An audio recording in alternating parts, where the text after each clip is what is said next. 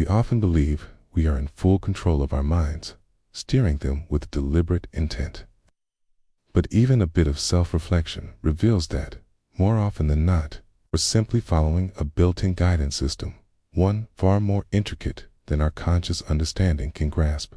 What we recognize is merely the surface display of an elaborate software, powered by an even more complex hardware system beneath.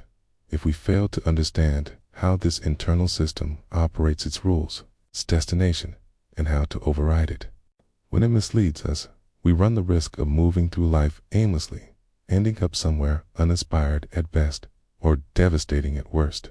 Carl Jung, the renowned 20th century Swiss psychiatrist, was arguably one of the most brilliant minds ever to embark on the journey of mapping this inner terrain, seeking to understand the self from within and build a comprehensive framework of the psyche.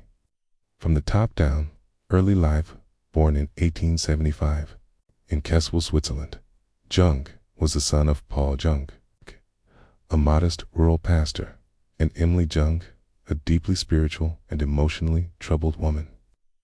From early on, Jung was withdrawn and introspective, often lost in imaginary play, dissociation, and observations of adult behavior. School was a source of distress. He performed poorly and suffered frequent fainting spells to avoid it. However, as he matured, and especially after his father voiced concern about his lack of direction, Jung made a drastic shift. He immersed himself in reading, particularly philosophical and religious texts. After completing secondary school, he chose not to follow the family's religious path and instead pursued medicine at the University of Basel. Upon earning his medical degree from the University of Zurich in 1902, Jung began working at a psychiatric hospital under the guidance of the well-regarded psychiatrist Eugene Bleuler. A few years later, he branched out into private practice as Jung gained prominence in the field. He met Sigmund Freud, the leading and controversial psychological thinker of the time, May 1907. Their first meeting reportedly lasted 13 uninterrupted hours. This encounter sparked an intense professional collaboration and personal friendship. Together, they traveled, lectured, analyzed dreams, and exchanged ideas on human psychology. But the dynamic between them was uneven. Freud, significantly older and more established, assumed the role of mentor or father figure, while Jung remained the junior partner. This imbalance would eventually become a source of tension, especially as Jung's theories diverged from Freud's. Jung leaned into more mystical and symbolic interpretations of the psyche, while Freud stayed rooted in a reductionist scientific approach. Their theoretical rift, coupled with Jung's need for professional independence, culminated in a dramatic break in 1913. Following their split, Jung entered a profound psychological crisis, a kind of midlife unraveling that lasted until around 1918. He spent these years deep in self-examination, documenting internal visions and conducting personal psychological experiments. This period of crisis and isolation would become the foundation of his mature theories and solidify his role as an independent pioneer in psychology. The psyche's Jung's lifelong mission was to understand the psyche and develop tools to integrate its fragmented parts into a unified whole. By psyche, Jung meant the total personality, conscious and unconscious, including our thoughts, feelings, and behaviors. He believed the ultimate aim of human life was to realize this wholeness, a process of becoming one's truest, most authentic self. He wrote, "Man's task is to become conscious of the contents that press upward from the unconscious. As far as we can discern, the sole purpose of human existence is to kindle a light in the darkness of mere being." According to Jung, our conscious and unconscious minds are in constant interaction, shaping our complete personality. However, most of who we are remains buried beneath awareness, hidden in the unconscious. This includes our true desires, latent talents, and unexplored motivations.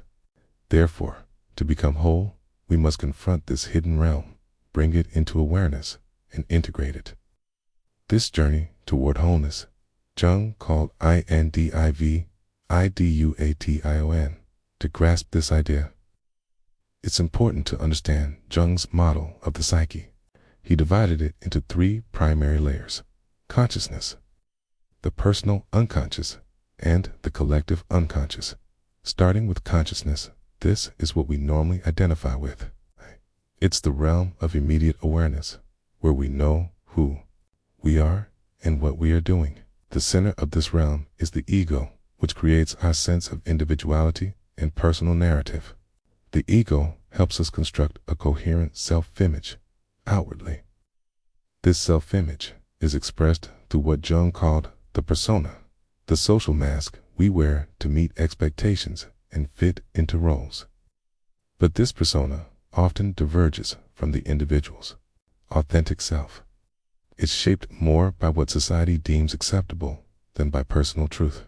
In order to maintain this social facade, the ego selectively filters experience, screening what fits, and repressing what doesn't.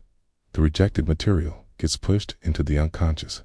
One of Jung's most groundbreaking contributions was distinguishing between two realms within the unconscious: the personal unconscious and the collective unconscious. The personal unconscious is similar to Freud's concept, comprised of forgotten memories, repressed emotions, and unresolved conflicts, unique to the individual and other thinkers of the time. In Jung's view, once the ego represses or dismisses the undesirable parts of experience and identity, these elements aren't erased, they're stored just beneath the surface in what he called the personal unconscious.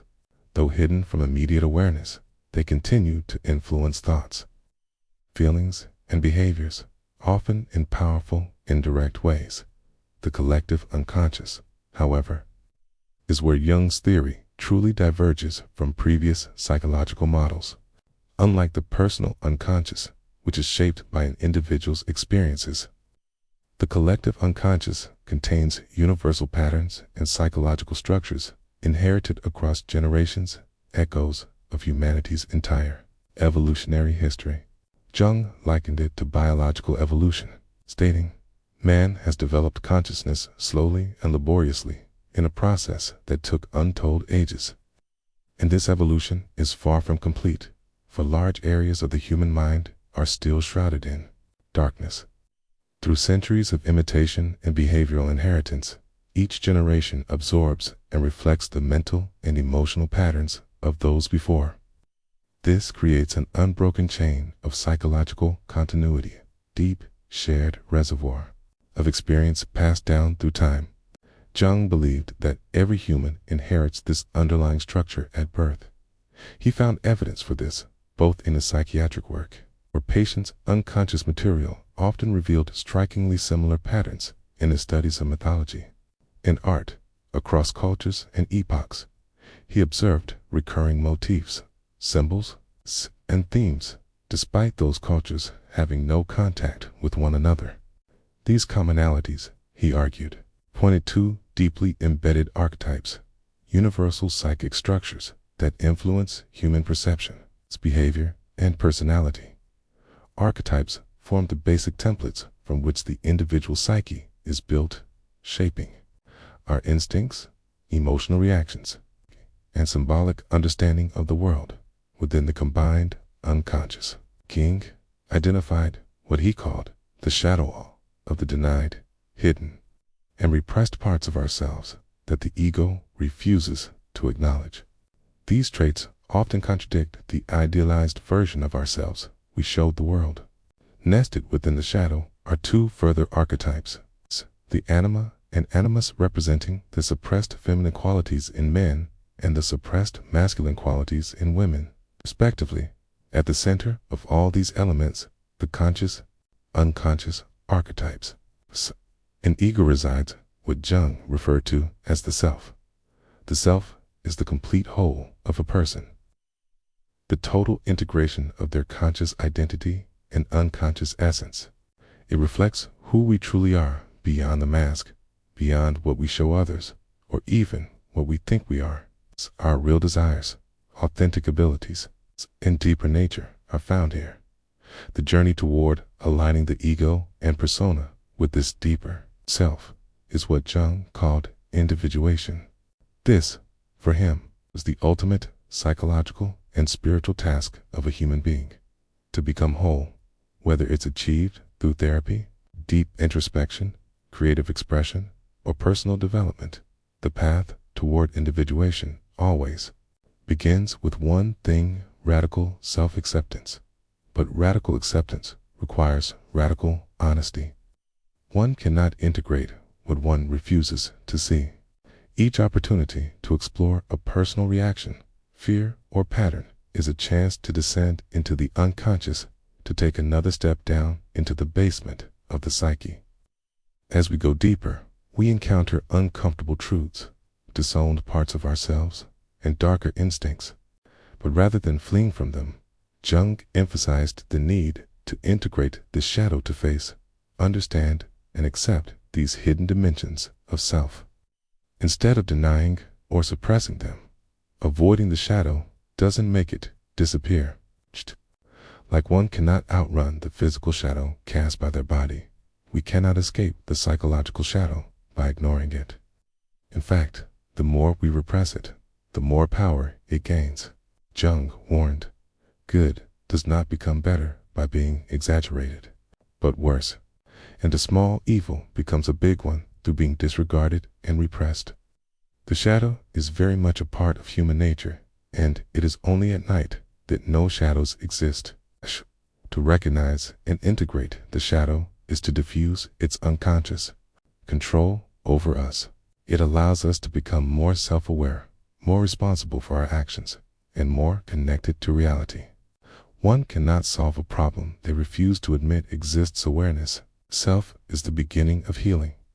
Though the idea of self-acceptance may seem simple, the reality of true individuation is anything but. In the absolute sense, Jung acknowledged, it may be an unattainable ideal.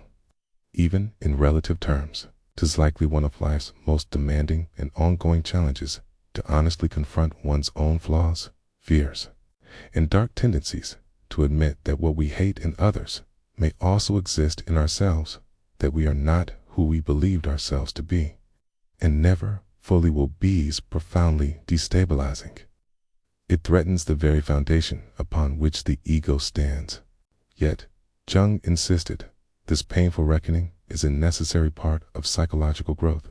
Ultimately, Jung's legacy is a map of framework to help us understand the terrain of the psyche. Its work doesn't just show us how to fix glitches in the mind's navigation system.